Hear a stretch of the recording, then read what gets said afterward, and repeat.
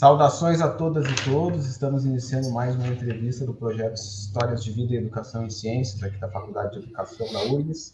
E hoje eu já agradeço um convidado, aí que vem do Centro-Oeste, né? Convidado da Universidade Federal de Goiás, professor Marlon. Muito obrigado pela presença. Satisfação em tê-lo aqui. Eu que agradeço, Carlos, o convite. Estou à disposição de vocês aí. Gostei demais da ideia. Obrigado. Bom, as duas perguntas, então, principais da entrevista são feitas nesse momento, né? Eu vou fazê-las agora e depois o Marlon vai ter todo o tempo aí para responder. Certo. Construir a narrativa dele sobre isso. Certo. A primeira é o seguinte: como a sua história de vida, familiares, né, e pode entrar em diferentes aspectos, né? Escolar, cultural, religioso, enfim. Como esses aspectos influenciaram a tua escolha profissional pelo magistério e a tua área de trabalho, né? Eventualmente algum desses aspectos. Tá. A segunda pergunta, que é conectada a essa de alguma forma, né, é que conte um pouco da tua trajetória acadêmica, de formação, né, graduação, pós-graduação, e como foi chegar até aqui como professor da Universidade Federal. Certo. Quais são os teus principais temas e projetos de trabalho e como a docência se relaciona com essa trajetória? Então, como são perguntas bem amplas, eu posso também, ao longo da entrevista, como eu te falei antes, retomar e a gente vai conversando sobre isso. Perfeito. Fica à vontade, então, para começar por onde tu achar mais pertinente. Vou começar pela primeira, né? Como é que eu cheguei na escolha da profissão? Talvez seja interessante que o ouvinte ou o espectador entenda como é que a gente chega, né, a decidir por uma determinada profissão. Eu falo muito para os meus alunos da licenciatura em Química o quanto o professor do ensino médio é importante, e do fundamental também, né, do ensino básico como um todo, o quanto esse professor é importante na sua escola profissional. Grande parte das vezes, a nossa escola profissional está ligada a um professor que a gente teve. Meu caso é bem específico nesse ponto. Eu lembro que no ensino fundamental eu gostava muito de escrever e gostava muito de astronomia. Eu falei, vixe, como é que eu vou juntar essas duas coisas, né? Astronomia e escrita. E sempre gostei de ler muito de astronomia. Mas, uma vez que eu entrei no ensino médio, eu tive uma professora de química que era uma professora muito boa. O que ela fazia? Ela levava a gente para um laboratório muito mal e porcamente montado, mas ela levava a gente, fazia uns experimentos alternativos. Ela levava a gente para o pátio e fazia uns experimentos malucos de soltar gás e explodir coisa no meio do pátio, no meio da quadra. Ela levava a gente para a sala de aula e fazia experimento na sala de aula. Eu falei, poxa, gostei demais desse negócio aqui. Eu lembro de uma vez que ela levou a gente para o laboratório, cara, e pegou uma bacia de água e colocou essa bacia de água no meio do laboratório e jogou uma pedra de sódio nessa água. E o trem gerou uma fumaceira, uma explosão, a molecada ficou maluca. Ela, não precisa correr não, gente, tá tudo sob controle. Quer dizer, ela gostava de fazer o que era diferente, né? E por meio da química. Eu falei, é isso que eu quero, gostei demais disso. E aí, eu fiquei entre esses dois mundos, né? A escrita e a química, a ciência química. Porque minha mãe era formada em letras, né? Minha mãe foi professora do ensino básico do estado de Minas Gerais durante 30 anos, né? Hoje ela é aposentada, mas ela foi professora durante 30 anos da área de letras. Eu gostava muito. Eu falei, nossa, o que eu vou fazer da minha vida? E aí eu pensei o seguinte, bom, eu gosto dos dois, mas essa questão de escrever, eu posso fazer outra coisa futuramente. Eu vou fazer uma coisa que eu gosto, mas que não é tão fácil assim de você dominar sem um curso, né? Que é a química. Aí eu fui fazer o curso de química na Universidade Federal de Uberlândia. Então, o meu ensino básico foi tudo público. Eu fiz o ensino básico basicamente em 3 cidades, duas cidades, Uberlândia e Centralina, que são todas do interior de Minas, aqui da parte do Triângulo Mineiro, na divisa de Goiás. Então eu fiz o ensino básico todo público e o nível superior todo público, mestrado, doutorado todo público, trabalho na instituição pública, né? Então eu tenho toda uma trajetória. Desculpa, pessoal, tô meio gripado. Então eu tenho toda uma trajetória pública da qual eu me orgulho bastante, né? Agora, em termos familiares, eu não tive muita influência assim do tipo, você tem que fazer isso ou você tem que fazer aquilo. Não. Foi muito livre, né, a minha capacidade de escolha. Nem meu pai, nem minha mãe fez nenhum tipo de pressão sobre o que eu poderia vir a fazer ou não. Minha escolha foi muito tranquila, tanto a minha quanto a do meu irmão. Meu irmão é advogado hoje, né, fez direito. Mas nunca tive nenhum tipo de pressão, esse tipo de coisa. Não, faz o que você quiser. O que der certo vai ser bom para você, vai ser bom para você. Então, minha escolha ela não foi forçada, né? Foi uma escolha tranquila. E a grande influência que talvez eu tenha tido foi da família, né? Foi o fato da minha mãe ser professora. Aí isso pode ter feito a diferença quando eu estava na graduação. Porque eu sempre acompanhei minha mãe, né? Como eu disse, ela foi professora concursada do Estado durante 30 anos, do Estado de Minas. Eu sempre acompanhei a carreira dela de perto. E quando eu entrei no curso de Química, eu não queria fazer licenciatura, né? Eu estava pensando só na Química. Eu não estava pensando na licenciatura, né? No curso de licenciatura. E foi na metade do curso, mais ou menos na metade do curso, um pouco antes, que uma amiga minha pediu para eu substituí-la numa escola enquanto ela ia num evento, num congresso.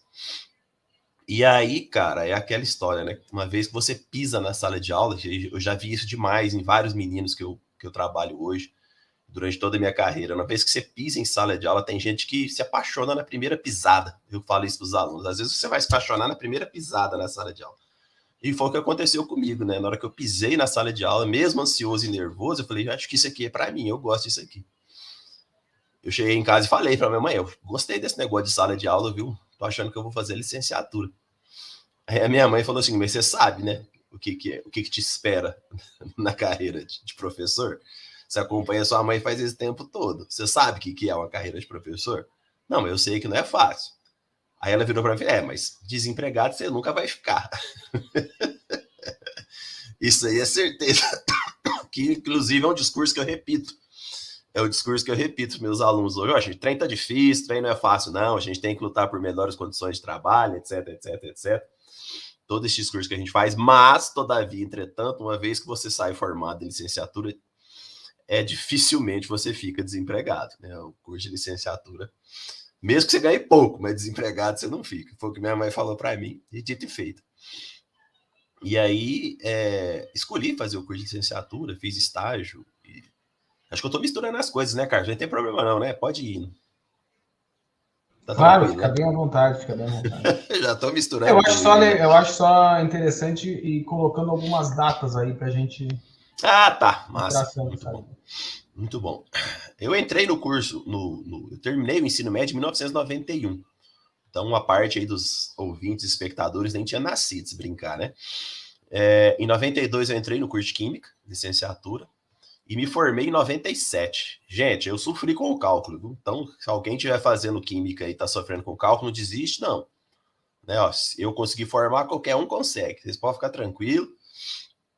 Sofri com o cálculo demais da conta. Eu entrei na universidade fazendo cálculo, eu saí da universidade fazendo cálculo. Isso aí foi a pedra do meu sapato. Mas sim, não reclamo não, né? Eu não sou o tipo de pessoa que fala, não sei para que tinha que ter cálculo no curso de Química. Não, bobagem. É porque, infelizmente, a matemática que eu cheguei no curso superior era matemática básica, né? Ainda mais porque durante o ensino médio eu trabalhei, eu fiz um ensino médio noturno. Então, eu lembro até hoje, Carlos, que a primeira aula de cálculo, o professor conseguiu falar todo o conteúdo que eu tinha de matemática do ensino médio na primeira aula. Dali para frente, cara, eu já não sabia.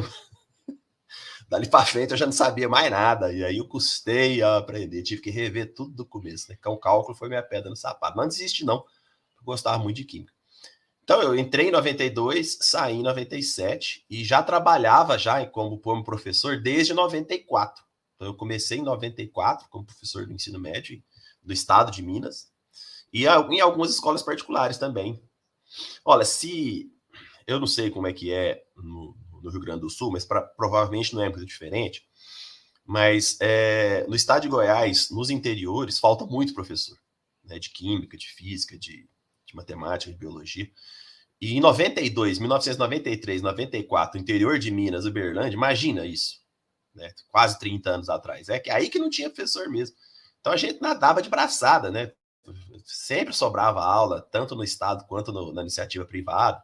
Então era fácil de arrumar aulas, né? Mesmo quando você não tivesse terminado o curso ainda. Então eu comecei cedo, em 94, aí, com 20 anos, eu já estava ministrando aula. Eu sou de 1974, 94, 20 anos, já estava dando aula no Estado, já estava segurando a turma. E eu falo isso para meus alunos hoje, né? Que parecia bom, mas não é. É melhor você ser formado antes, né? É melhor você passar pelo estágio antes. É melhor você ter uma formação de qualidade do que você ter sua formação em serviço. A minha formação foi basicamente em serviço. Né? Então, eu tive, ao mesmo tempo que eu estava em sala de aula, eu estava tendo formação na universidade. Isso não é bom, não. Isso não é o ideal que a gente traça para os nossos futuros alunos, nem para um país. Né? A gente tinha que ter a chance do cara formar, passar por um estágio, fazer uma residência. Não é essa residência pedagógica que eles inventaram aí, né? Que a gente paga uma bolsa para o menino e diz que é residência pedagógica. Isso não é residência pedagógica. A gente chama de residência pedagógica, né? Mas tudo que não é residência. Eu defendo outro tipo de residência, mas a gente pode falar isso um pouco mais para frente. E aí eu ministrei aula desde os 20 anos até 99, quando eu fui pro mestrado na UFSCar. Mas nesse intervalo aí, né, que eu fiz a minha carreira de professor de ensino médio, que eu formei em 97, ainda fiquei mais 2 anos ministrando aula até decidir fazer o mestrado em São Carlos. Então, eu entrei em 92 na Universidade Federal de Berlândia e me formei em 97. Sempre, desde 94, ministrando aula, ao mesmo tempo que eu fazia também 2 iniciações científicas, uma na área de Química Analítica e outra na área de Educação e Química. Então, já fazia as 2 iniciações científicas. Então, eu trabalhava com determinação de cobalto em folhas de soja, na analítica, e trabalhava com elaboração de práticas alternativas com a afinada professora Beth, lá no Instituto de Química da Universidade Federal de Berlândia. E foi por causa dessa iniciação, inclusive, que eu fiquei... É engraçado, né? Foi, inclusive, essa iniciação que me manteve na universidade. Porque o cálculo estava tão pesado e aquilo estava me desaminando tanto que eu precisava de um incentivo para me manter no curso, né? Então, quando esse professor Sebastião Eiras, me aceitou na iniciação científica, mesmo eu tendo 115 milhões de aprovação em cálculo e física, ele acreditou, né? Falou, olha, vou falar uma coisa para você, não é o cálculo que vai fazer de você um profissional ruim ou bom, não. Vamos ver, vou te aceitar aqui na iniciação científica. E aí eu me desenvolvi bem, né? Depois que eu entrei na iniciação científica. Então é outra coisa que eu sempre faço hoje. Eu sempre aceito alunos, independente do histórico dele. Independente do histórico que esse aluno tenha. Porque foi um exemplo que eu tive, né? Esse orientador meu da iniciação científica, ele me pegou para a iniciação científica, mesmo eu tendo um histórico muito ruim, né? De reprovação. E isso fez a diferença na minha vida, assim como eu acho que deve fazer hoje para alguns alunos que eu também nem pergunto do histórico mais, eu pergunto só se ele quer trabalhar com iniciação científica. Né? E muitos deles às vezes perguntam, mas o meu histórico não é bom, isso não é problema. Se você for trabalhar bem, a gente ajeita isso. Mesmo porque hoje, né, é um pouco diferente. A indicação do bolsista ela é independente do histórico, né? Então, isso é muito importante hoje nas bolsas de iniciação científica. Tem salvado muita molecada aí nesse ponto. Então, acho que nessa primeira parte, eu posso dizer que eu tive uma influência positiva de um professor do ensino médio para escolher a carreira que eu queria. Então, a minha escolha da carreira de Química foi baseada num trabalho bastante impressionante de uma professora do ensino médio. E a gente tende a repetir aquelas pessoas que a gente admira, né? Então, quando eu comecei a dar aula no ensino médio, coincidiu no segundo ano, em 1995, eu substituir esta professora na escola. Né? Ela entrou de licença e eu fui substituí-la. Ou seja, a professora que me incentivou, que fez com que eu escolhesse a Química, eu fui substituto dela na mesma escola em que eu fiz o ensino médio. Né? Isso para mim foi bastante importante. Peguei os livros dela, conversei com ela bastante tempo, né? Tive o prazer de substituí-la durante um ano numa licença saúde que ela teve que tomar. Ela teve que pegar e eu substituí ela durante um ano na escola que eu fiz o ensino médio. Né? Eu acho isso fantástico, né? Eu ter sido professor na escola que eu fiz o ensino médio. E não era uma diferença muito grande, né? Em 95 para 91, né? 91 eu tinha terminado o ensino médio, em 95 eu estava voltando para essa escola como professor, mesmo não formado, como eu já coloquei aqui, né? Mesmo não formado, eu voltei para essa escola como professor e tendi a repetir muito do que essa professora fazia até eu desenvolver a minha identidade como professor, né? Então eu costumo brincar, falar com os meus alunos, olha, no começo você tem a tendência a copiar mesmo aquele professor que você admira, depois que você vai assumindo sua identidade como professor de ensino médio, de ensino superior. Não esquenta a cabeça com isso, não. Você tem que ter a vontade de começar. O resto, a partir da formação que você teve e desenvolvimento da sua identidade, você vai chegar a ser o professor que você quer ser. Bom, então, de 95 a 99, eu fui professor do ensino médio do estado de Minas, antes de entrar no mestrado, e professor de algumas escolas particulares. Inclusive, em um desses anos, eu cheguei a ministrar física também. Se existia falta de professor de química, você imagina física, né? Quer dizer, não tinha zero. Mesmo porque a Federal de Uberlândia, na minha época, não tinha nem o curso de física. Quer dizer, quem quisesse dar aula de física em Uberlândia estava feito naquela época. Eu não tinha curso de física. Sobrava aula de física. Aliás, sobrava aula de tudo, né? Química, física, biologia, matemática. Mas de física era muito mesmo. Então, às vezes, todos permanece essa falta, né? Permanece. Falta aqui no Rio Grande do Sul falta bastante. Aqui no... É comum a gente ver pessoas que não são assumindo as aulas. Agora, com essa redução de carga horária que teve, a coisa desse novo ensino médio, aparentemente é uma tentativa de dizer que não está faltando tanto. Mas sempre faltou e é interessante que as pessoas assumem as aulas mesmo não tendo a formação, né? Uhum. Cara, aqui no estado de Goiás, a gente fez um trabalho aqui em 2015.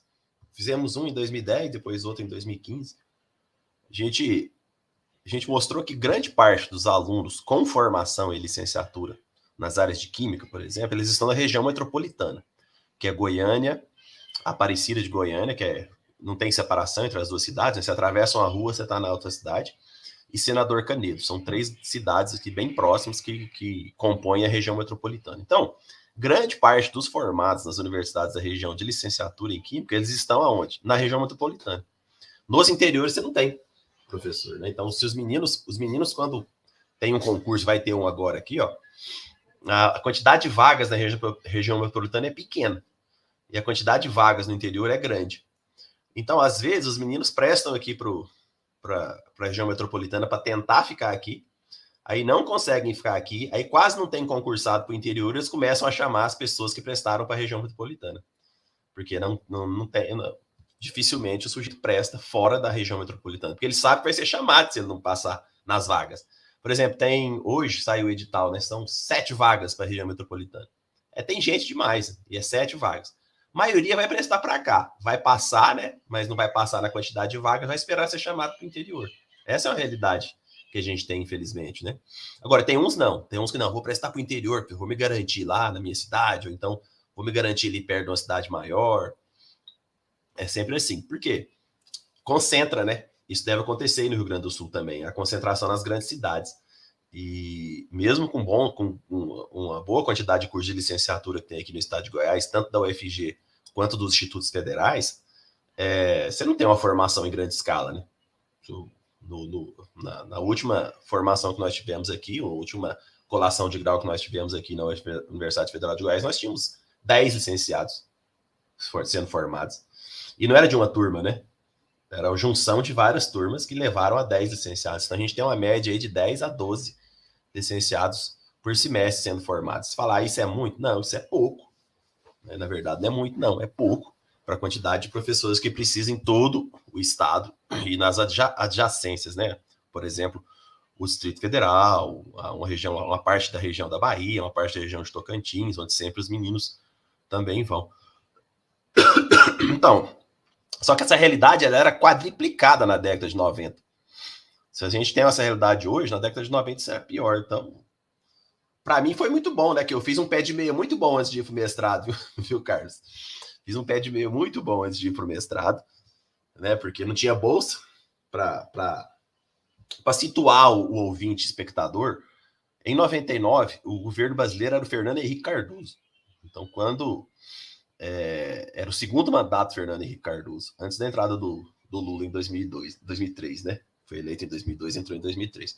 Então, o governo FHC, ele, por meio do seu ministro da Educação, finado Paulo Renato, ele basicamente quase destruiu a universidade pública em menos de 4 anos. Né? Tanto no corte de verbas, quanto no corte de bolsas. Eu lembro que quando eu fui para a UFSCar, né, fazer o mestrado em 99, só os 2 primeiros colocados tinham bolsa. Não, eu tô falando na... Obrigado. Minha esposa trouxe uma aguinha aqui, ó.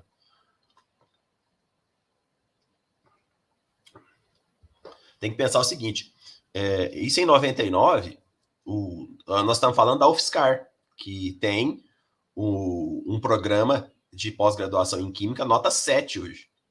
Ele já era, então, um programa grande que tinha 2 bolsas de mestrado em 99. Pra você ter ideia como é que estava a situação na época de 99. Todas as universidades sucateadas, não muito diferente do que estamos passando hoje, né, Carlos? Diga-se de passagem, é importante que o ouvinte, espectador, entenda que nós estamos caminhando para chegarmos ao ponto de 1999, 2000, gente. Ou seja, a gente tem que comprar papel higiênico, a gente tem que comprar papel, a gente tem que comprar giz, entre outros aspectos, né? A gente já está fazendo isso. Já está tendo que fazer esse tipo de coisa.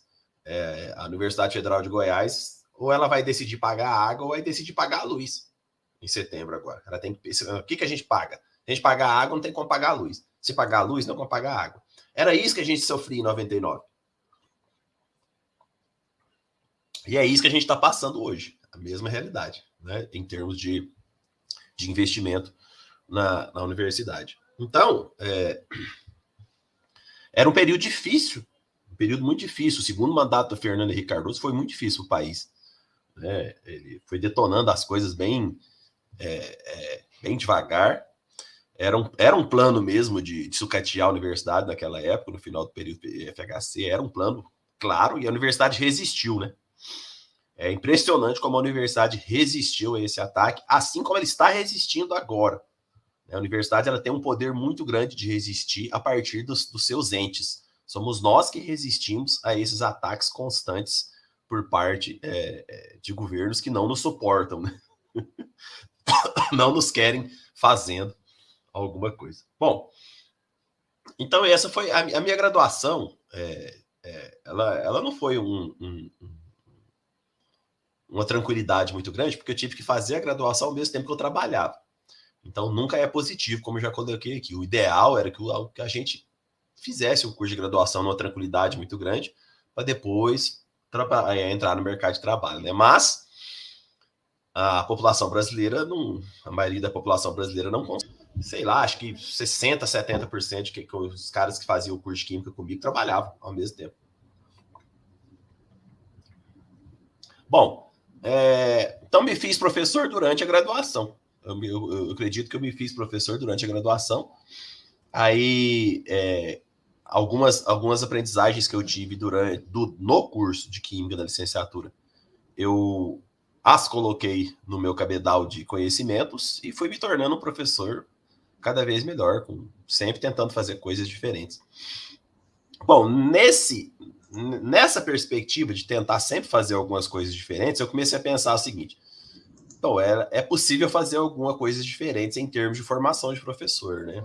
Essa formação de professor, ela tá falhando em alguns aspectos que, por exemplo, eu pensava muito nessa perspectiva, né? A formação de professor é muito sisuda. Ela é muito séria no sentido negativo, não no sentido positivo, né? A gente tem que ter seriedade nas coisas que a gente faz. Mas ela era muito sisuda, né? Como se formar um professor fosse uma missão incomensurável de um formador de professor, como se o professor tivesse obrigações morais na sala de aula, obrigações éticas que só viriam a partir de um super professor formado por um super formador. Eu falava, não, isso não está certo, né?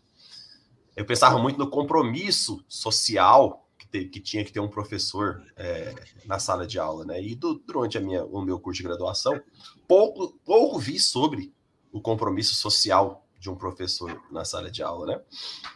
O compromisso com não só com o conteúdo, mas como esse conteúdo vai fazer diferença para esse aluno. Então, a educação química estava bem no começo dessas discussões ainda, na década de 90, e eu não as tive, basicamente, né? Foi quando, em 1996, eu fui no Encontro Nacional de Ensino de Química em Campo Grande, e lá eu vi uma palestra do professor Ático Chassot. E foi uma palestra muito reveladora. Eu pensei assim, eu quero fazer isso aí que esse cara está fazendo. Que palestra linda, né, sobre a educação química, os aspectos da educação química, as questões relacionadas à ciência através dos tempos, que era o primeiro livro que ele estava trabalhando na época, e ele também estava começando a trabalhar a alfabetização científica.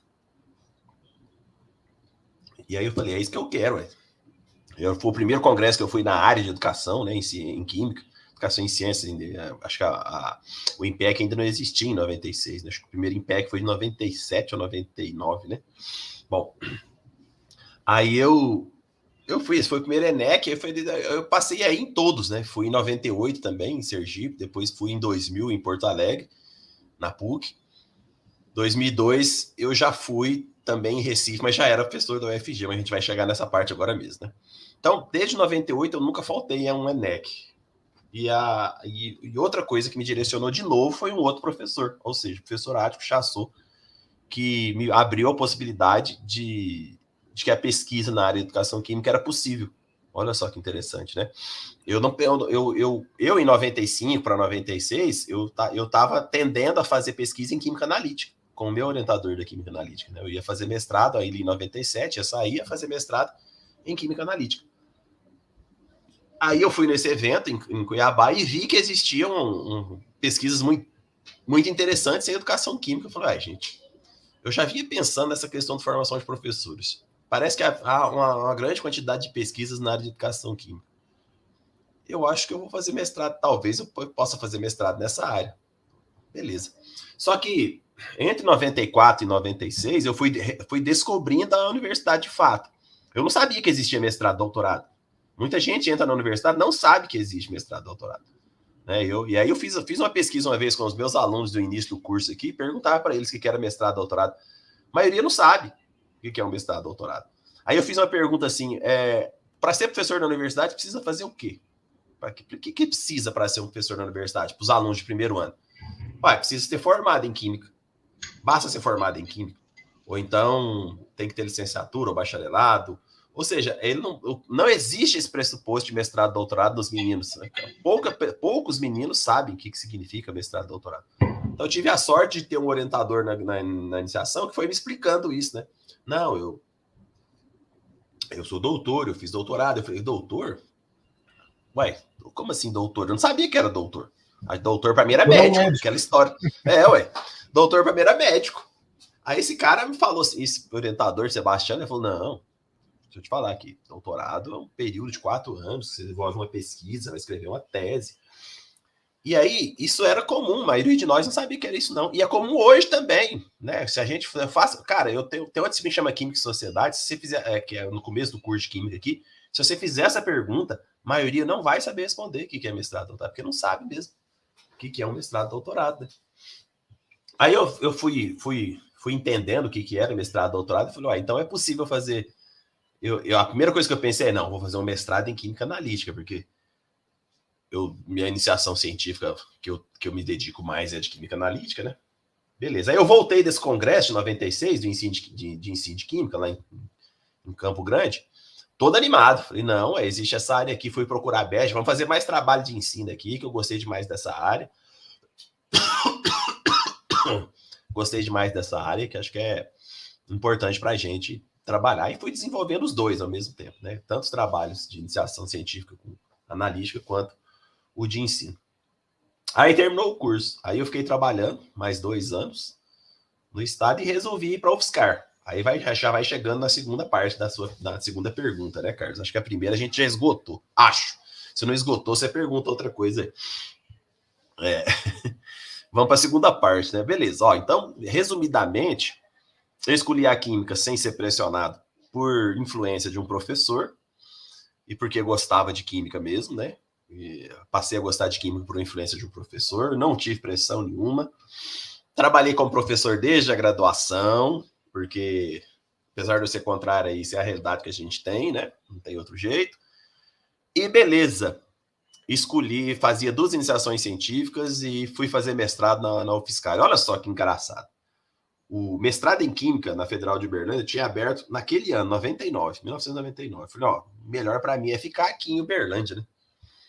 Na casa do papai, na casa da mamãe, roupa lavada, coisa boa, né? Beleza, prestei, não passei. Não passei, não. Foi muito difícil a prova. Falei, isso era finalzinho de 98, a prova foi no final de 98. Aí uma moçada, né, falou assim, não, vamos para tem um mestrado aberto lá na UFSCar, uma prova aberta ainda, de inscrição na UFSCar, vamos? Falei, gente, mas não estudei nada. Não, vamos, umas 10 pessoas, vamos, então vamos. Fiz a inscrição, né, sabe aquele negócio de ir com a turma, né, vamos. A massa faz, você faz junto com a massa, né, então vamos embora. Foi todo mundo prestar a prova. Fiz uma caravana, lá vai todo mundo lá em São Carlos. E São Carlos para Uberlândia é o quê? Umas 4 horas de viagem. Quase a mesma distância de Goiânia e Uberlândia hoje. Aí, fomos lá, aquela galera, 99. Em 99, prestar a prova. Beleza. Voltou todo mundo. Adivinha quem passou? Eu. Só eu passei. O resto ninguém passou. Eu passei. E aí, o engraçado é que... eu acho que eu devo ter passado porque eu não estava ansioso. Eu não tinha. Eu fui isso é importante para vocês todos saberem. Sem expectativa. Eu não tinha expectativa nenhuma. Eu fui para ver como é que era a prova. Sabe que não, vou lá ver como é que é a prova. Daí eu estudo e passo no meio do ano, né? Se eu não passar, porque se eu não passar em Uberlândia, eu venho no meio do ano e passo aqui. Aí eu passei, 17º. Eu falei, olha só, rapaz. Aí eu falei, eu vou arriscar, né? Vou para UFSCar. Só tinha 2 bolsas, né? Vou para UFSCar. E fui. Tinha guardado uma grana. Falei com meu pai, minha mãe, meu pai, não, vou complemento com a minha aposentadoria. Meu pai tinha recém-aposentado. Vou dar minha aposentadoria para você, até sair uma bolsa para você lá. Já que é isso que você quer, eu vou. E eu tava bem, né? Ganhando uma graninha boa lá em Uberlândia. Meu pai falou, mas você vai começar a estudar de novo? Agora que você deu certo, você vai começar a estudar de novo? Não, pai, mas assim, que agora eu acho que talvez eu faça uma carreira universitária, né? Então vai, beleza. Fui para São Carlos. Cheguei lá e não conhecia ninguém, né? Porque eu fui fazer a prova de paraquedista, passei e não conhecia ninguém. Aí fiz a matrícula, os caras, você tem até dia tal, isso era em março, né? Você tinha até a tal X de 20 de abril para escolher o orientador. Tá bom. E aí fui qual área que tem? Olhei assim, não tinha ninguém de ensino, de educação, né? Falei, então eu vou escolher alguém da química analítica, porque não tem ninguém da educação mesmo. Então vou da química analítica. Aí fui procurando, achei um lá, professor Éder Cavalheiro. Aí cheguei nele. Tudo bom, professor? Eu sou o Marlon, tô procurando um orientador. Acabei de passar aqui no programa da química, né? Aquele cara de pau da danada. Sou o Marlon, bati na porta dele, ela abriu assim. Fala, filho. Ele era tranquilão, né? Então, eu sou o Marlon, passei aqui no mestrado, tô procurando um orientador. Aí, tá, beleza. Qual que é a sua formação, filho? Eu sou químico. Não. Quero saber se você é licenciado, bacharel. Eu sou licenciado. Ele olhou assim. Cara, eu tenho um projeto aqui. Não sei se você vai gostar, não, porque geralmente as pessoas não gostam, né? Elas vêm aqui atrás de química analítica, básica, né? Se você gostar, olha aqui, é um negócio de corantes naturais aplicados à educação. Olha só, olha o destino, né? Corantes naturais aplicados à educação. Então, eu estou trabalhando aqui com esses corantes naturais, a gente está tentando aplicar no ensino médio, ensino superior, fazer uma série de experimentos com esses corantes. Você topa? Falei, claro, né? Está unindo o útil ao agradável, né? Ensino de química analítica, era uma coisa que, ou seja, juntou as 2 iniciações científicas que eu já tinha feito na graduação. Eu falei para ele, não, inclusive eu trabalhei muito com iniciação científica nessa área, mas também trabalhei com educação, então vamos juntar. E aí comecei a fazer o mestrado com o professor Éder Cavalheiro nos corantes naturais aplicados ao ensino médio. Então, nós desenvolvemos práticas de titulação com corantes naturais, escala de pH com corantes naturais para ensino médio e ensino superior, determinação de metais com corantes naturais em ensino médio e ensino superior, tudo isso no mestrado. Isso porque, olha só, não tinha bolsa, né? Aí ele falou, não, vou pedir uma bolsa FAPESP para você, traz seu histórico. Imagina, uma bolsa FAPESP foi o histórico que eu tinha. Aí eu falei, você tem certeza? Ele, não, pega lá, ué, é tão ruim assim seu histórico? Ó, é ruim, não é tão ruim, ele é ruim. Aí ele pegou meu histórico, vamos tentar, né? O máximo que você vai conseguir é um não. Tá, beleza. Aí o parecerista da FAPESP aprovou a bolsa, escreveu assim, eu fiquei abismado com a quantidade de reprovação que esse rapaz tem e a cara de pau que ele tem de pedir uma bolsa da FAPESP com um histórico desse jeito. Eu vou aprovar só pelo projeto, que é bastante interessante, para ver o que ele vai dar de retorno para a FAPESP. Ele não escreveu nessas palavras, sabe? Ele não escreveu nessas palavras, mas você tira da entrelinha, é isso. Você tira assim, olha, não é possível que esse cara teve a cara de pau de pedir uma bolsa FAPESP, que é essa história aqui, eu vou dar. O projeto tá bom, né? Vou dar pelo projeto, vamos ver o que ele retorna para a FAPESP. Aí nós publicamos pra caramba, né? Meu mestrado teve a publicação de 5 artigos, um monte de trabalho em evento, aí nós mandamos o relatório final. Aí no relatório final, o parecerista falou a mesma coisa, né? Que foi bom a bolsa ter sido cedida, porque a bolsa também serve para fazer, entre aspas, a recuperação de pessoas que tinham um histórico ruim. Isso foi importante para a própria FAPESP entender que não tem que dar bolsa só para históricos altos, etc, etc. O cara fez um discurso lá, sabe? O parecerista fez um discurso no parecer, falando o quanto foi importante para mim uma bolsa FAPESP. Decisão foi acertada. Foi acertada, mas foi engraçado. Aí, terminei o mestrado em 2001. Entrei em 99, terminei em 2001, fevereiro de 2001. Terminei o mestrado. E em março de 2001, março de 2001, vou prestar o doutorado aqui também, doutorado na UFSCar.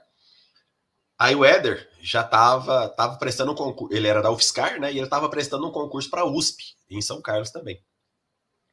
E aí, no meio do ano, ele foi para a USP, e eu fiquei na UFSCar. Então, eu continuei orientado dele, só que aí, o que eu costumo dizer é que eu vivi o melhor dos dois mundos. Por quê? Porque eu fiz o mestrado e o doutorado na UFSCar, mas eu ia muito para a USP para ser orientado pelo Éder no laboratório dele lá, né? Então, eu vivi a UFSCar e vivi a USP, mesmo fazendo o mestrado e o doutorado só na UFSCar. Isso foi muito importante para mim. Então, eu passei em 2 grandes instituições do país, com o mesmo orientador, só que fazendo mestrado e doutorado na UFSCar, né? O meu mestrado e doutorado é na UFSCar, não na USP. Mas eu passei muito tempo na USP, porque meu orientador estava na USP. Eu ia ser orientado aonde? Na UFSCar? Não, na USP. E era na mesma cidade, então eu saía de casa e eu ia para a USP. Eu ia assistir disciplina lá na UFSCar, depois ia para a USP ser orientado. Então isso foi muito importante. Beleza. Entrei no doutorado. Aí o Éder falou o seguinte, não, vamos fazer o seguinte agora. O que você quer fazer no doutorado? Aí, cara, era uma ideia que eu já tinha muito tempo, né? Desde a década de 90. Eu sempre fui jogador, gostava de jogar. Sempre gostei de jogar muito. Jogo de tabuleiro, atividades lúdicas diversas. E eu fiquei sempre pensando, será que não é possível ensinar alguma coisa por meio do jogo? Né? Eu fui, isso da década de 90 tinha alguns trabalhos sobre jogo, mas muito superficiais, né? Eu falei, deve ter mais coisa aqui, mas fui esquecendo isso com o tempo. Aí, durante o mestrado, escrevia um artigo sobre atividade lúdica, foi muito interessante, que a gente começou a fazer no mestrado, né, sobre equilíbrio químico. E eu falei para ele, cara, eu quero fazer um doutorado em jogo. Quero fazer um doutorado em jogos para o ensino de química. Não tem. Só que eu quero aprofundar essa questão, né? Eu quero ir atrás da teoria de jogo, quero ir atrás de teorias de ensino-aprendizagem que explica o jogo. Ele falou assim, cara, não tem muita manha disso aí não, né? Eu posso te ajudar na parte química, mas nessa parte de jogo aí você vai ter que ir atrás sozinho. Ele falou, não, se você me orientar... Aí ele falou, vamos fazer uma aposta. Vamos. Vou pedir uma bolsa FAPESP para você no doutorado, para você determinar os corantes que você trabalhou no mestrado. Aí você vai fazer o quê? Você vai caracterizar os corantes que você trabalhou no mestrado com diversas técnicas analíticas. E aí, então, se sair a sua bolsa FAPESP, você faz nessa área. Se não sair sua bolsa FAPESP, você fica com a Aí eu tinha ganhado a do CNPq, do doutorado. Se não sair a da bolsa FAPESP, você fica do CNPq e a gente vai nessa empreitada dos jogos aí. Tá prometido? Eu falei, então tá prometido. Aposta feita. Porque ele tinha certeza que eu ia ganhar a bolsa FAPESP, né? Ele pensou assim, o cara ganhou a bolsa FAPESP no mestrado com histórico que não valia nada. Agora, com esse currículo que ele tem no mestrado, mais estante de artigo, é claro que ele vai ganhar essa bolsa da FAPESP. Dito e feito, não ganhei. Os caras negaram. Ele ficou butinho, né? Fez recurso que não sei o quê. Mas não é possível. Faz parte, né, Éder? E aí? Promessa é promessa. Vamos fazer essa porra desse jogo aí. Vamos trabalhar com esse negócio de jogo. E foi aí que eu comecei minha carreira nos jogos e atividades lúdicas, que é o grande mote da minha carreira hoje, né? Tanto que eu coordeno o meu laboratório, que é o Laboratório de Educação Química e Atividades Lúdicas. Mas a gente vai chegar lá, né? Vamos começar aí como é que foi o doutorado primeiro. E aí eu me aprofundei. Quais são as teorias de jogos? Quais são os filósofos do jogo? O que dizem os filósofos do jogo? Aonde nasce o jogo? A epistemologia do jogo? A pedagogia do jogo? Os principais teóricos do ensino e aprendizagem, o que eles dizem do jogo, por exemplo, Piaget, Vygotsky, Vallon, entre outros, o que eles dizem sobre o jogo. Então, aprofundei nisso durante o doutorado e fiz a proposição de jogos e atividades lúdicas aplicadas ao ensino de química nessas perspectivas teóricas, epistemológicas e pedagógicas do jogo. O que não existia antes, né, na área de educação em ciências. As proposições geralmente era um jogo para ensinar o conceito de tal. E aí pronto. Não tinha nenhuma parte teórica, não tinha nenhuma parte epistemológica, não tinha nenhuma parte metodológica. Um jogo para ensinar o conceito de célula. E aí não tinha nenhuma parte teórica, era só proposições sem nenhum rastro referencial. E meu doutorado foi nessa perspectiva, de me aprofundar num rastro referencial para ensinar por meio dos jogos. Aí eu terminei o doutorado em 2004, só que antes disso, em 2002, na metade de 2001, aliás, eu estava chegando na universidade para continuar o trabalho de revisão, isso aí em 4 meses de doutorado, recebi um telefonema de um professor que tem o nome de Maurício Ruggiero.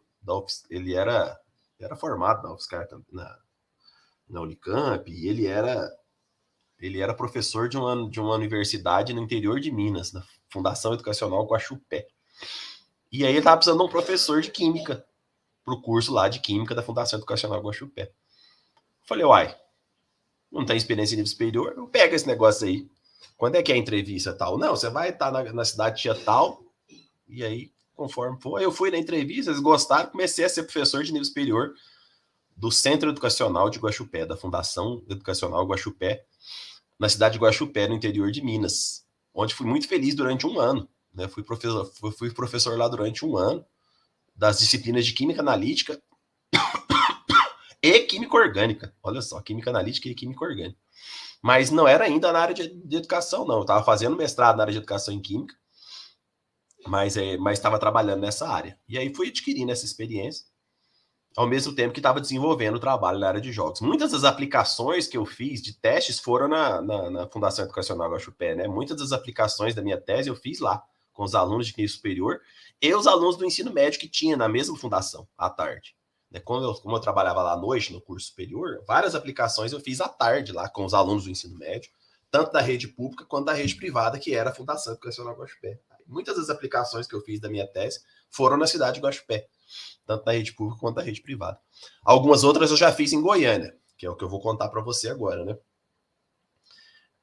Na metade de 2000, em maio de 2002, eu fui na reunião anual da Sociedade Brasileira de Química, e a professora Agostina, que é professora aqui na UFG, e desde 97 ela era professora aqui, estava anunciando na Sociedade Brasileira de Química que tinha um concurso público na Universidade Federal de Goiás para a área de ensino de química.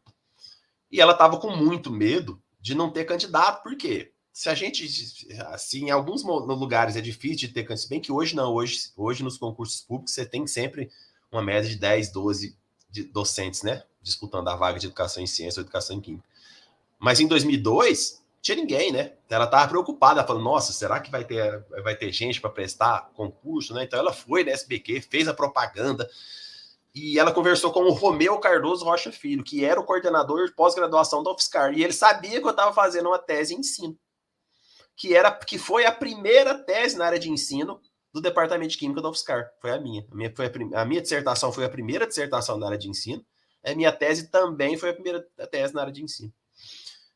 A minha tese fez com que o professor Romeu, que era o coordenador na época, ele fez a proposição de uma nova área de concentração. Porque na UFSCar era assim, a área de concentração em química analítica, química orgânica, química inorgânica e físico-química. E ele falou o seguinte, rapaz, não tem sentido você sair como químico analítico. Você não está fazendo um trabalho em química analítica, é educação. E aí ele fez a proposição de uma nova área de concentração que chamava química. Tanto que eu sou mestre em química. Eu defendi meu mestrado, eu sou mestre em química, área de concentração, química. Aí, com esse título, acho que é melhor para você prestar concurso, esse tipo de coisa, do que mestre em química analítica ou mestre em química orgânica, porque não tem sentido.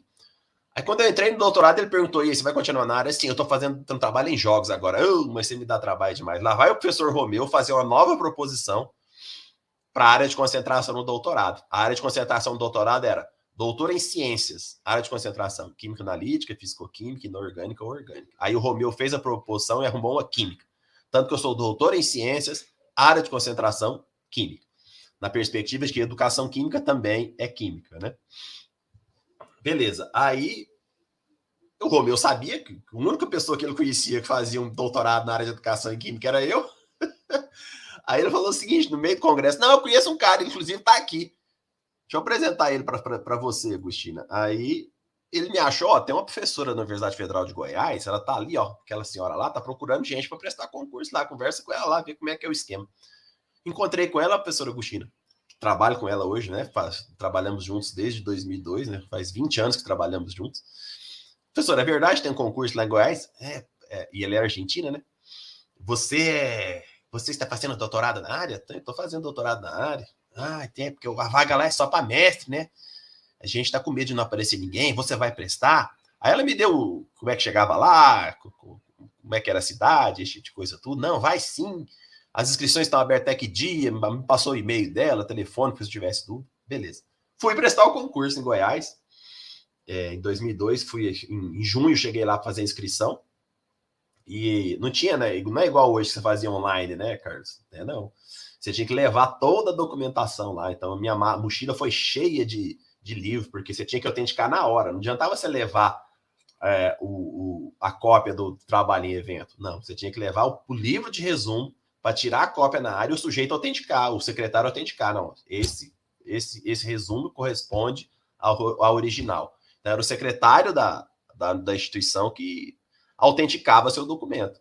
Hoje é uma beleza, eu falo para os meninos, não, gente, fazer concurso é bom demais, você faz a 700 quilômetros de distância, você manda os documentos, tudo já certinho. Não, levei aquela malaiada cheia de coisa, fiz a inscrição. E eram os deu 6 candidatos, um doutor e 5 mestres. E o doutor era inclusive uma colega minha que está na Universidade Federal de Jataí hoje, mas ela não era doutora na área. Porque na época, como não tinha certeza se ia aparecer gente, eles abriram o concurso para mestre em química. Então podia ser um mestre em química, não precisava ser na área de educação, né? E aí apareceu, só que os tópicos eram todos na área de educação. Então apareceu essa colega minha e mais 5 outras pessoas.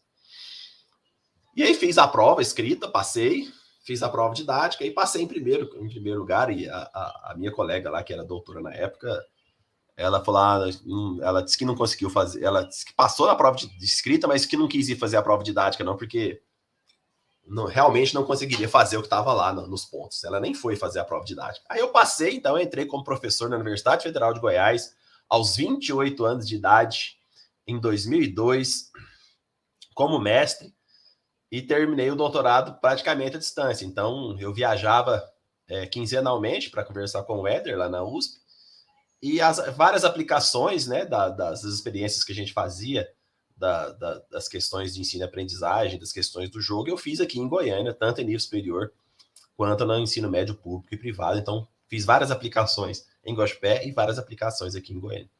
Defendi o doutorado em 2004 na área de jogos, a primeira tese na área de ensino da UFSCar. Da UFSCar não, né? Do Departamento de Química da UFSCar. E fundei meu grupo de pesquisa, que é o Laboratório de Educação Química e Atividades Lúdicas, em 2004, assim que defendi o doutorado, e comecei a orientar nessa área de jogos e atividades lúdicas. Meu primeiro aluno de mestrado foi o Alessandro, que hoje é professor do Instituto Federal aqui de Goiás. Depois tive vários outros alunos que foram se inserindo aí em algumas universidades, em alguns institutos federais.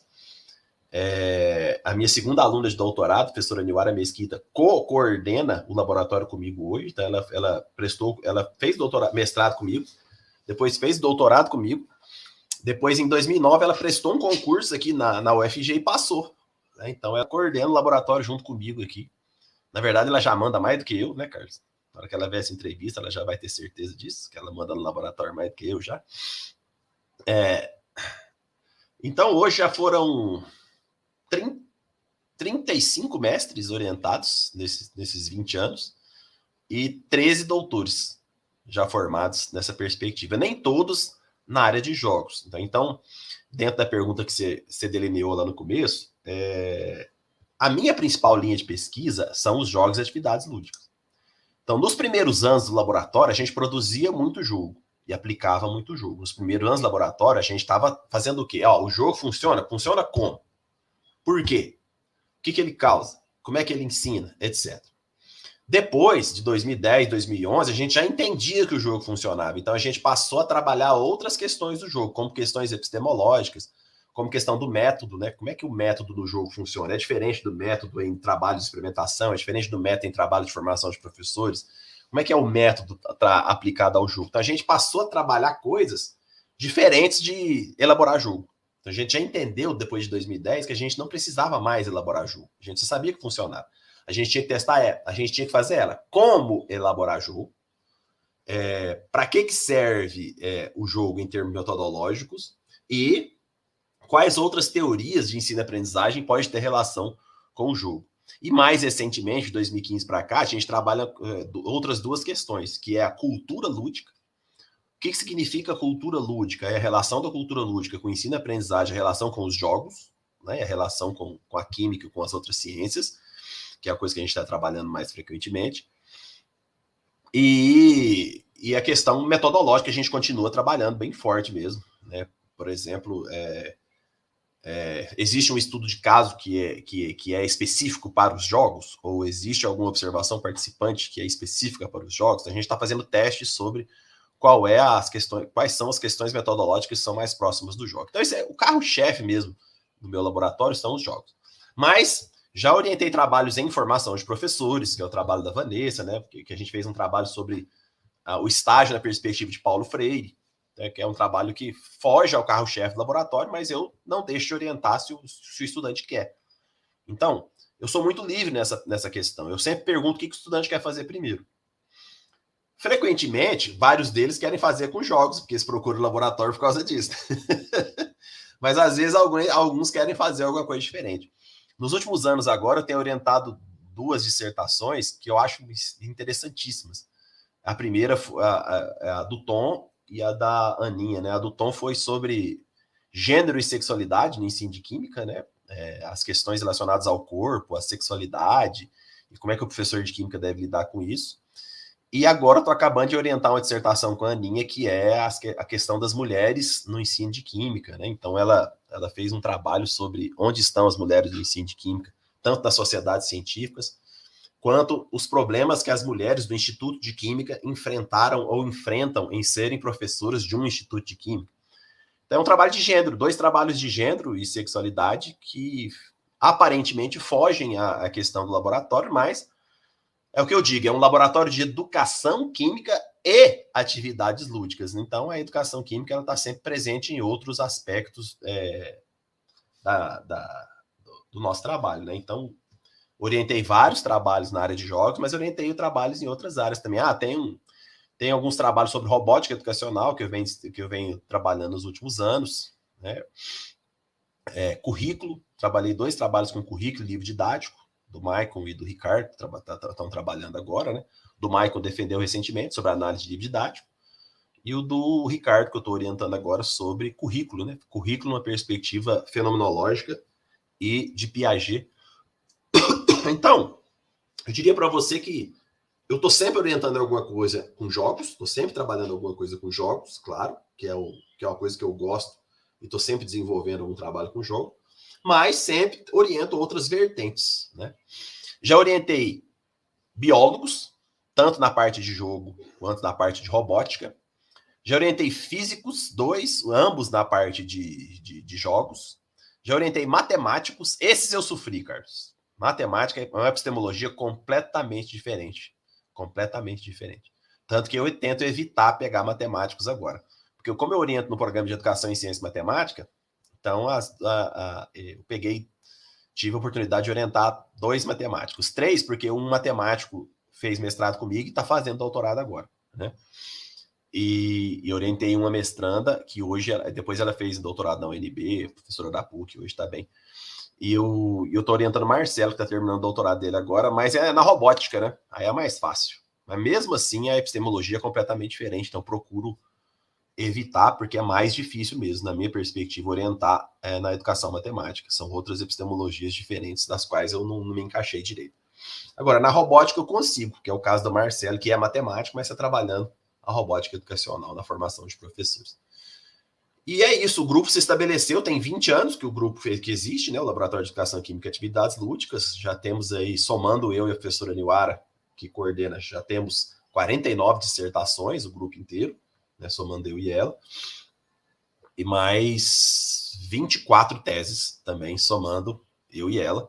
Então, um grupo que produziu bastante já, em diversas temáticas. A professora Niwara orienta em temáticas de formação de professores, políticas públicas, que o doutorado dela, o doutorado dela não foi em jogos, o doutorado da professora Niwara foi em políticas públicas, né? Análise de projeto político-pedagógico, é uma coisa que ela se especializou e faz muito bem hoje, dentro do grupo, que é a análise de projetos político-pedagógicos, na perspectiva de Bourdieu, que é o que ela trabalha hoje.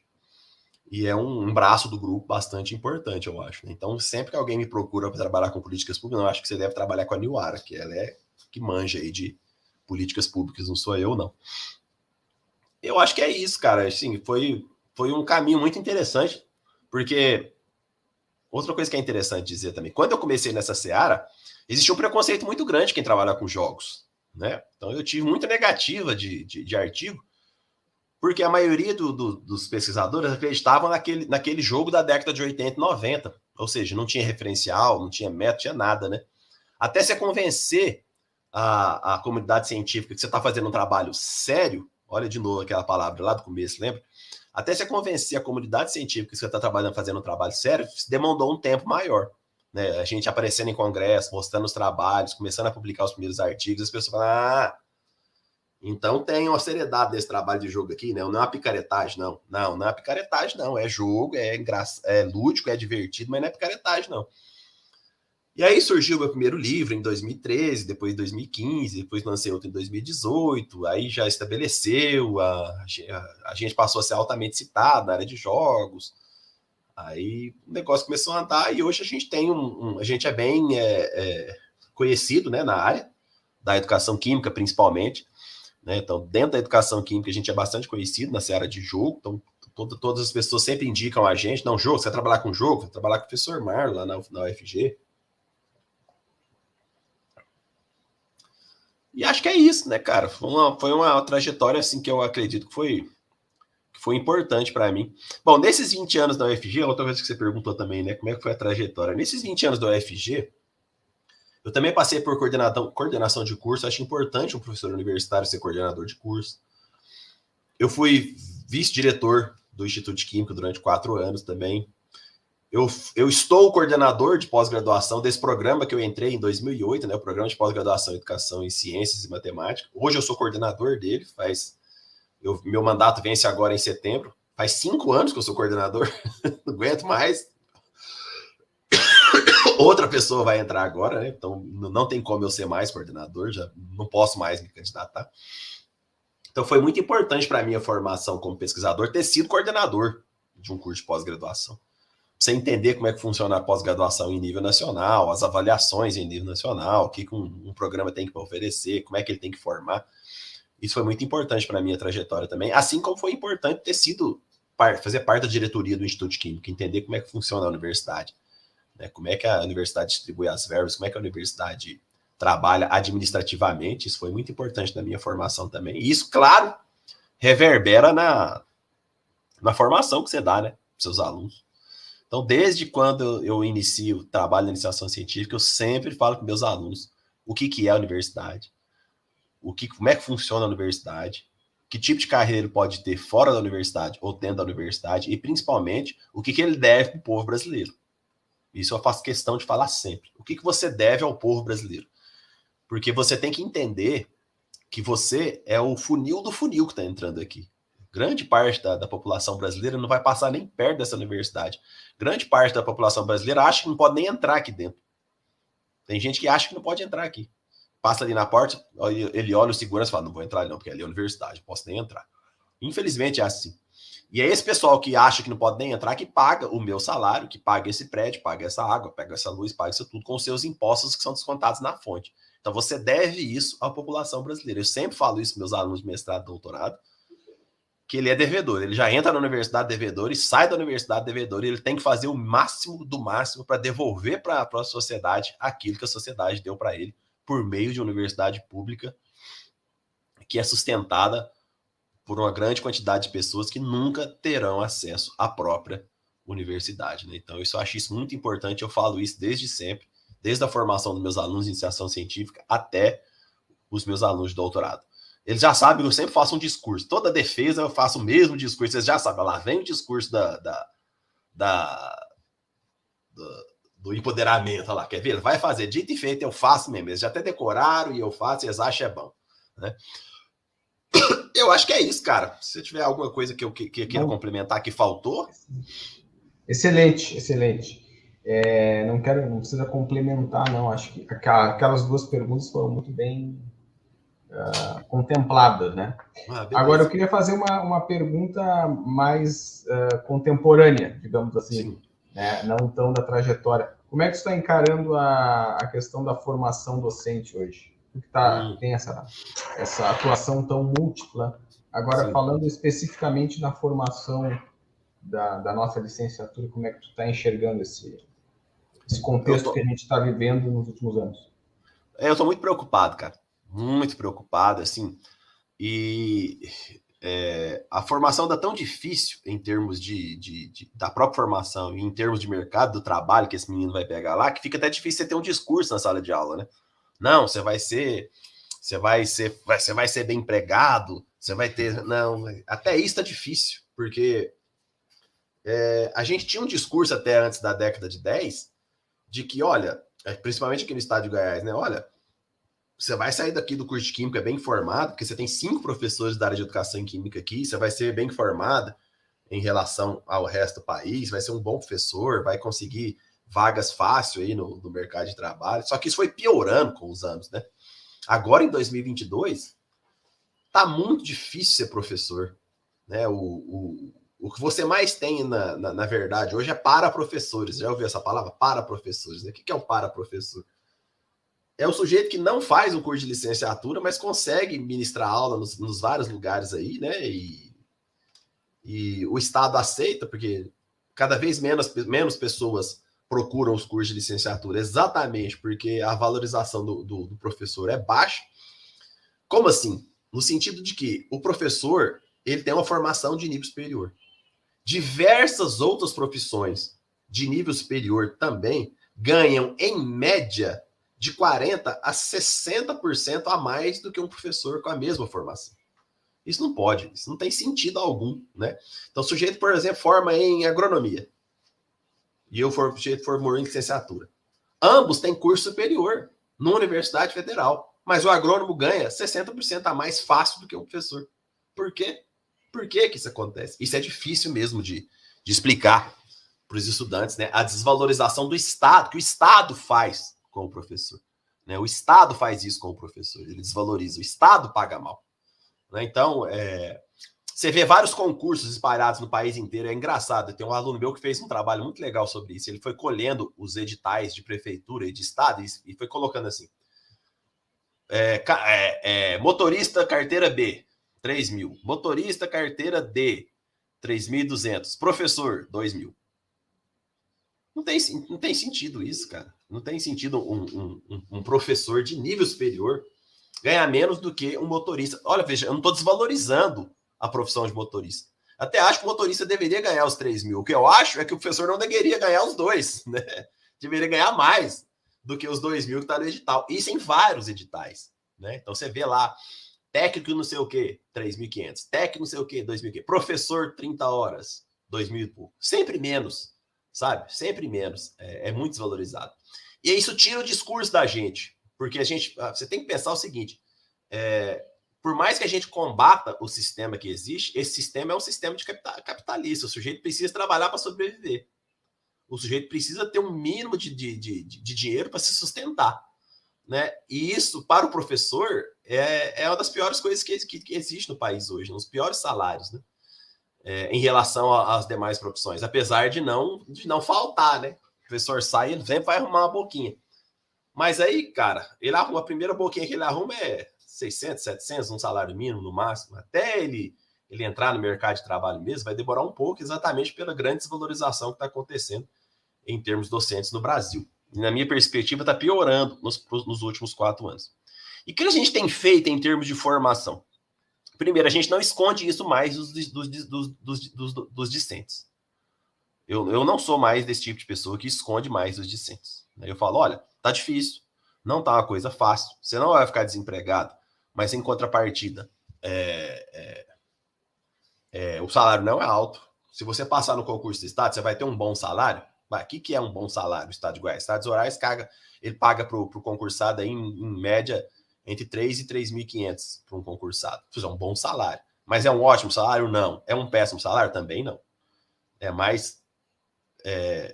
no atual estado que nós vivemos hoje, 3.500 para um professor, né, que trabalha 40 horas, poderia ser mais em relação aos outros entes. Mas o problema é o para-professor. E o que o Estado faz? Ele não faz concurso, ele paga metade disso para fazer a mesma coisa para o contratado. O que é o contratado? Né? É o cara que faz um processo seletivo e não um concurso público.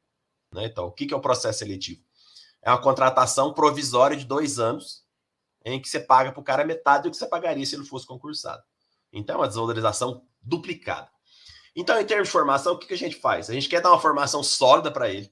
Então, a gente trabalha essas questões relacionadas ao que é a sala de aula, as epistemologias da sala de aula, as pedagogias diferenciadas, a didática do professor de química, a instrumentação desse professor de química, a educação ambiental, o desenvolvimento sustentável. A gente trabalha todas essas coisas mais contemporâneas para um professor trabalhar na sala de aula, sem esconder dele a realidade social da qual ele vai participar. Então, a gente tem uma formação social forte aqui no curso de Química, né? Ou qual é a sociedade que você está inserido, futuro professor?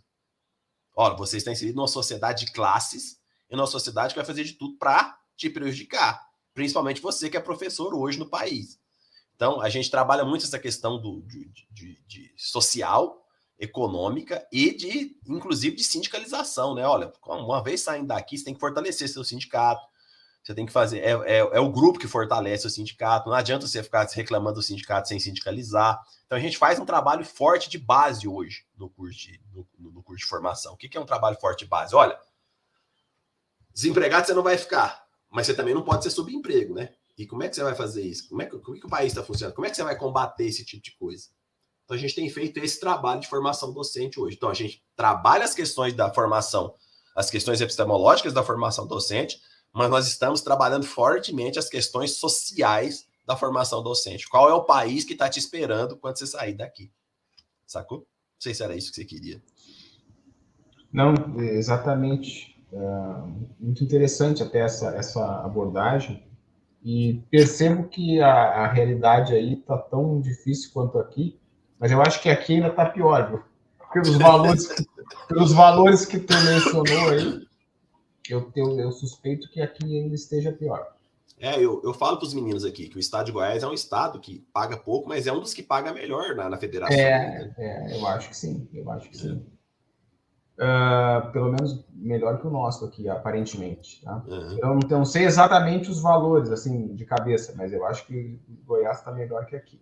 Não que melhor que aqui seja também, né, muita coisa. Grande referência, porque aqui é um dos piores, o Rio Grande do Sul é um dos piores salários, se não o pior, em termos de salários de status, né? Pois é, e aí, em relação a essa questão da valorização, eu ia perguntar para complementar sobre a carreira, sobre o desenvolvimento e tal, mas isso tudo tu já abordou, né, já junto com essa questão. Ótimo. O que eu queria te perguntar é assim, ó, e aí a consequência disso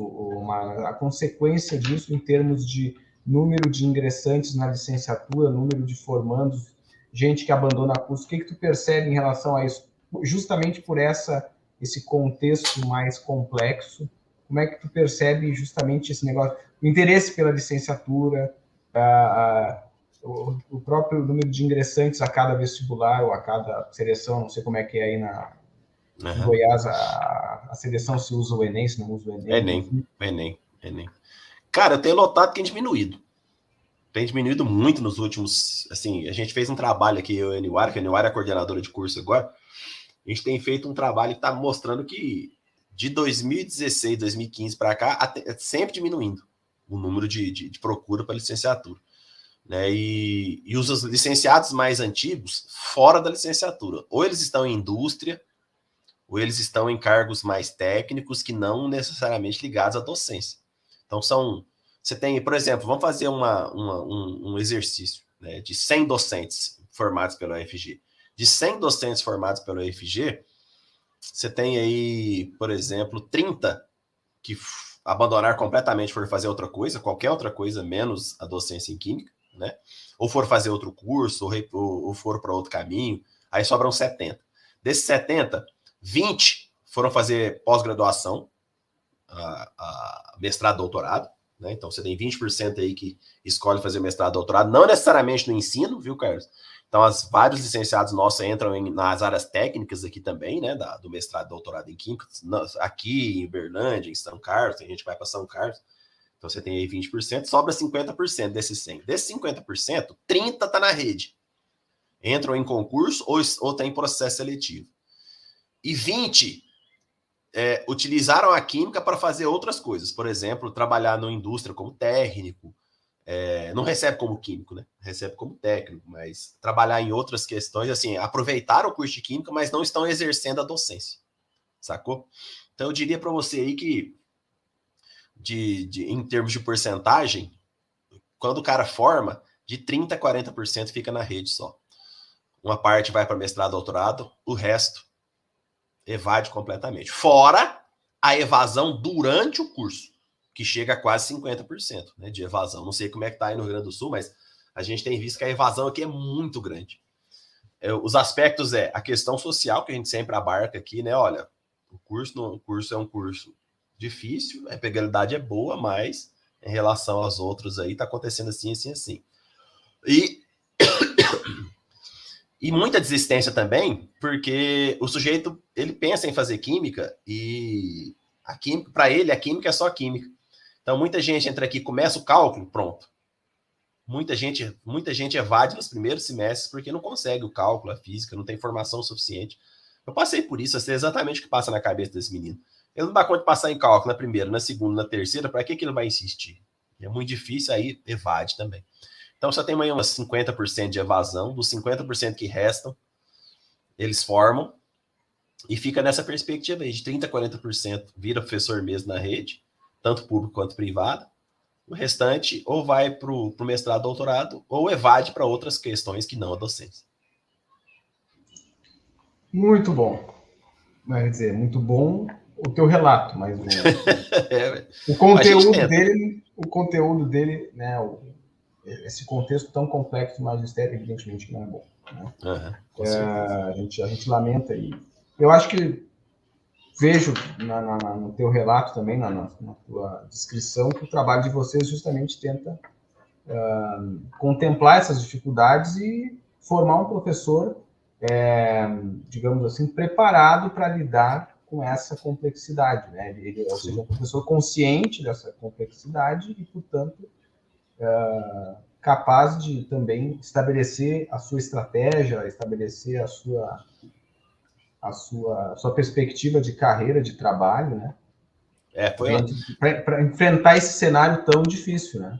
Isso, foi uma decisão que nós tomamos no início da década de 10, lá em 2011, 2012, né? O grupo decidiu que a gente precisava ser mais assertivo nessas questões. Olha, qual é o que é que espera esse menino depois que ele sair daqui? Primeiro, como nós formamos ele e o que espera ele ao sair daqui?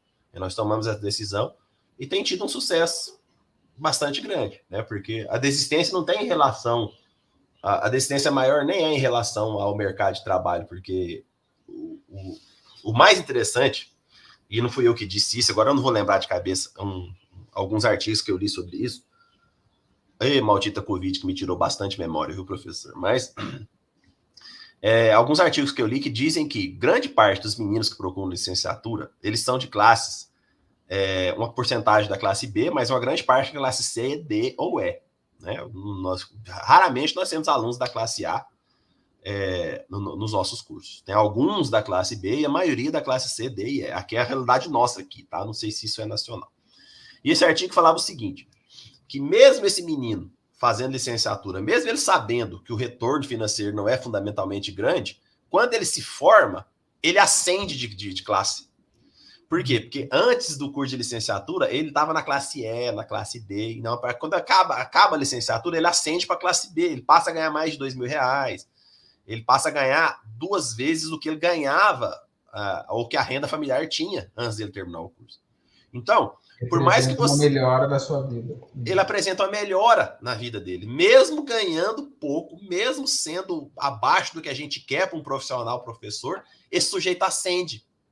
A maioria deles, né? Tem gente que não. Sim, mas a maioria dos nossos estudantes ascendem financeiramente, né? Então ele sabe, a gente alerta ele sobre isso, mas ele sabe que, nossa, quando você fala assim, se você passar no concurso do estado aí com 28 aulas, você vai ganhar aí perto de R$3.000. O cara abre o olho desse tamanho aqui, porque a média salarial dele é mesmo o salário mínimo.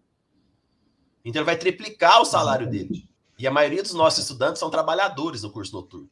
O cara, ele trabalha como vendedor, trabalha como alguma coisa assim. Na hora que ele vê a possibilidade, depois de formar, de ganhar 3 vezes mais do que ele ganha, é uma ascensão, mesmo sendo essa realidade que nós estamos falando aqui. Então, a gente alerta os nossos alunos sempre sobre isso. Bom, com essa tua atuação assim tão múltipla, tão longa e tão produtiva, né, da tua carreira aí, tivemos a felicidade de escutar essa narrativa aí. Quais são os projetos aí para o futuro, mesmo que não seja um futuro assim tão distante, um futuro a médio prazo, a curto prazo? Bom, eu estou com 48 anos hoje, né? Já com 48 anos, já com 20 anos de UFG, né? Eu ainda tenho gasolina para queimar ainda, viu, Carlos? Ainda tem muita gasolina para queimar, eu quero trabalhar aí bastante tempo ainda. Eu tenho meta ainda de orientar mais mestres, mais doutores em umas perspectivas sempre sociais. Então, eu tenho muitos ex-alunos. Eu tenho um ex-aluno que é professor no UNB, tenho um ex-aluno que é professor na Estadual do Mato Grosso do Sul, na Federal do Mato Grosso do Sul, vários institutos federais, né? No interior de Goiás, no interior de Tocantins, tem um aluno na Federal de Tocantins, tem vários alunos espalhados divulgando a palavra da salvação. Divulgando a palavra da socialização, né? Eu fico brincando com eles, nossa, eu vou stalkear vocês, hein? Se vocês não estiverem divulgando a palavra da salvação do professor Marlon, eu vou atrás de tiro o título de vocês tudo. Mas brincadeiras à parte, é um pessoal que trabalha dentro sempre dessa perspectiva mais social, né? Então eu sempre vou continuar querendo trabalhar nessa perspectiva mais social, sem perder a ternura, né? E é o que eu pretendo nos próximos anos, não pretendo parar, não. Hoje eu sou professor titular aqui na UFG, né, de carreira. O titular faz parte da nossa carreira. Eu prestei concurso para titular no ano passado. Nem é concurso mais, né, Carlos? É uma ascensão de carreira, mas você passa por uma banca, esse tipo de coisa. Então hoje eu sou professor titular. Como dizem algumas pessoas, não, agora você pode ficar quieto, ninguém vai encher seu saco. Não. Eu tenho uma responsabilidade social, de novo, eu tenho responsabilidade social com o povo brasileiro. Então, se eu não estou afastado, como estou agora por causa de doença, eu cumpro as minhas 40 horas na universidade, né? Eu gosto de ir à universidade, eu ministro todas as minhas aulas, eu continuo fazendo a minha pesquisa, eu continuo orientando, eu continuo fazendo extensão, não é porque eu vou virar titular que agora eu vou pronto. Não, agora não vou fazer assim. Eu continuo do mesmo jeito. Continuo fazendo as mesmas coisas que eu fazia antes de ser titular, continuo orientando. Hoje eu tenho, por exemplo, pra você ter ideia, eu tenho quatro alunos de mestrado, 6 alunos de doutorado, né? Então estou trabalhando fortemente aí para formar mais pessoas e não vou parar, não. A minha perspectiva é continuar trabalhando até completar aí meus, sei lá, 65, 66 anos de idade, não sei, às vezes se eu tiver bom, continuo trabalhando, quem sabe. Vamos ver, mas assim, com perspectiva, minha perspectiva é continuar trabalhando nessas questões relacionadas aos jogos, desenvolvendo mais questões de pesquisas que sempre surgem a partir dos jogos, fazer algumas coisas diferentes, como por exemplo a questão de gênero, né? E vai sempre surgir uma coisa nova, diferente que eu vou gostar de fazer. Sempre algum aluno vai aparecer. Professor, e se o senhor me orientar nessa parte aqui, o senhor acha legal? Vai, vamos embora, vai que dá certo, né?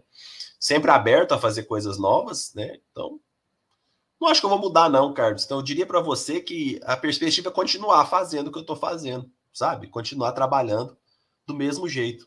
Sempre pensando na força da questão social da formação de professores e de mestres e doutores nessa perspectiva, né? Não é porque você anda trabalhando, fazendo um trabalho de mestrado, doutorado, você não tem que ser comprometido com as questões do seu país, né? Pretendo continuar do mesmo jeito. Então, minha perspectiva futura é continuar do mesmo jeito. Trabalhando, dar prosseguimento ao que eu já estou fazendo, com vontade, né? Com as questões sociais. Não penso diferente, não. Muito bem. Pode falar? Já passei. Tá bom. Já passei por várias instâncias da universidade, né? Como sim. coordenador, como diretor. Já fui de diretoria científica da SBQ, já fui da diretoria da Sociedade Brasileira de Química, já fui da SPPC, já fui de vários lugares, de órgãos do CNPq, da CAPES.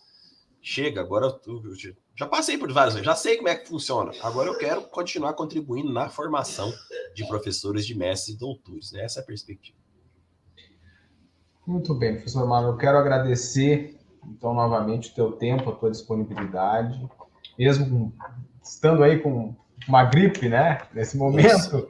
Então, além da disponibilidade de tempo, fez esse esforço aí para cumprir a agenda que estava colocada já há algum tempo, né?